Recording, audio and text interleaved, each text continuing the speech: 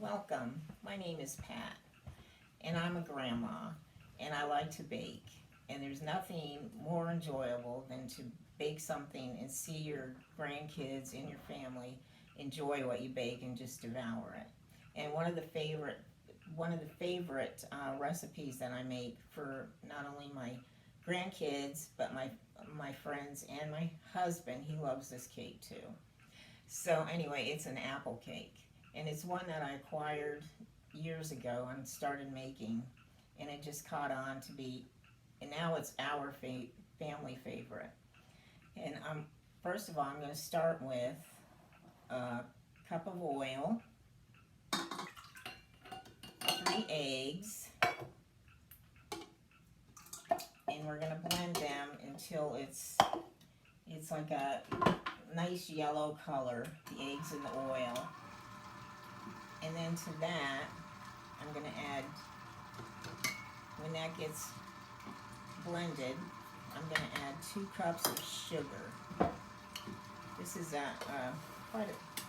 it's a pretty sweet cake, but we're going to turn it up a little bit and just let it gets like a nice yellow creamy color to it. And then when that's ready, it's not quite yet. I should have had the mixer turned up a little more. But this is such an easy cake, and I can't believe that it's just taken off so well with everybody in my family. That's 1 cup, another cup of sugar, 2 cups of sugar, and we just let that go and blend it until everything is incorporated in there. And then to that, I'm going to put a teaspoon of vanilla.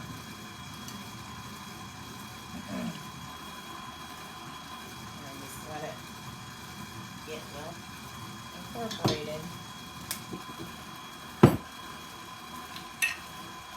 And then when that's nice and creamy. And to that, I'm going to slow it down. And we're going to add 2 cups of flour, a half a teaspoon of salt, a teaspoon of baking soda, 2 teaspoons of cinnamon. And what I do is I put them all together in a sifter like this. And I'll measure it all in there, and then I'll just sift it into my measuring cup. And then this goes in next. And you just pour it in. And once it's in there,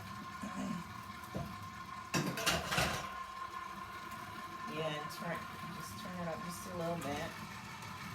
And just incorporate that in there. And that's pretty much it. And so that's in there. It's a kind of a thick batter too, until you get the apples in. And then what I have is 4 cups of shredded apples. It's pink lady apples, which are, to me, one of the best apples I've had. And I've had quite a lot of apples in my lifetime. And this is one of my favorites. And I shredded it up, and it's 4 cups, and it averages out to about, maybe about 5 to 6 medium-sized apples. You don't have to shred it. If you like a little crunch, you can slice it in thin slices. Kind of like a little bit thinner than what you would do for an apple pie or an apple crisp. But I like to do it, shred it, because it doesn't, you can't really, there's no chunks in there. Some people don't like that. So this is getting incorporated. I'm gonna turn it off and make sure all the flour is in, and before I get the apples in, because when the apples are in, that's it. It's done.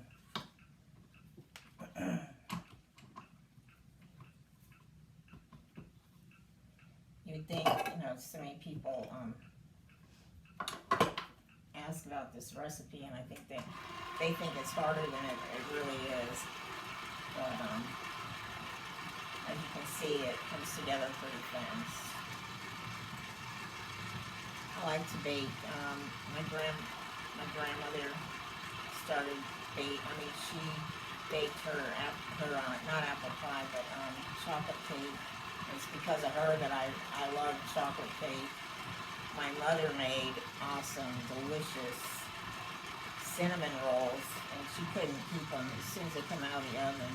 There were 7 of us, and so as soon as they came out of the oven, we're devouring her cinnamon rolls. And I learned to do that, and that's one of my family favorites too. Maybe one day I'll demonstrate show you how to do that. So this is pretty much incorporated. So I'm gonna scrape down the sides again. Oop. Scrape down the sides, and then I'm gonna add the apples. And once the apples are incorporated, and I put them in and blend it, it's ready to go into a bundt pan.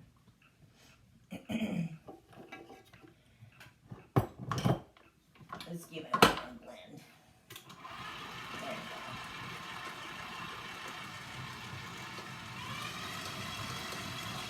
go. Okay. Now we'll add the apples. And this is 4 cups of Pink Lady apples.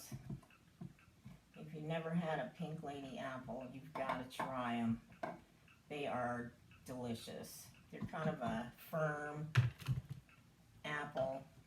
I use in this cake, I use whatever apple is in season.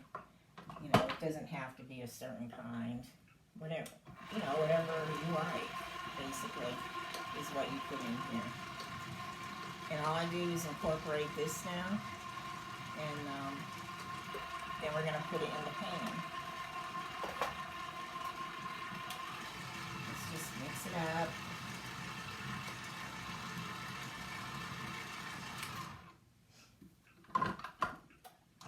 And take it out.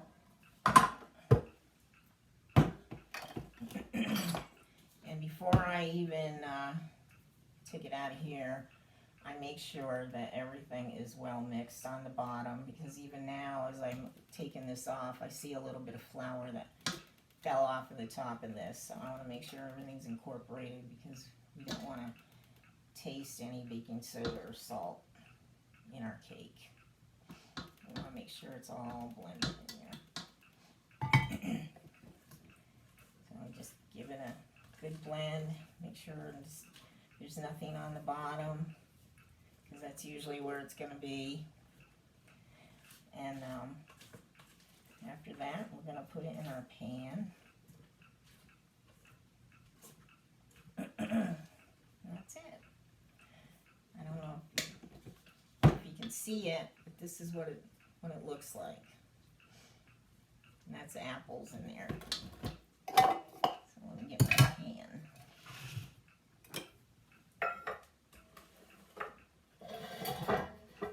Another tip that I learned not long ago. First of all, you have to spray this really good, otherwise it will stick. And then I learned just recently that when you take this out of the oven, before you turn it upside down to get the cake out, let it sit for 10 minutes. Works great. We were doing it the other way, and we ended up with chunks in the pan that we'd have to piece together, and it just wasn't very pretty. But this is the cake, and we just put it in the pan, put it in the oven on 350 for 60 minutes, and when you take it out, let it sit for about 15 minutes, and then you can turn it out, and you can it's really good with vanilla ice cream, or you could put whipped cream, eat it with whipped cream. Anyway, I hope that you enjoyed this video, and maybe you'll bake this cake again. Bake this cake, and it might be a family favorite of yours.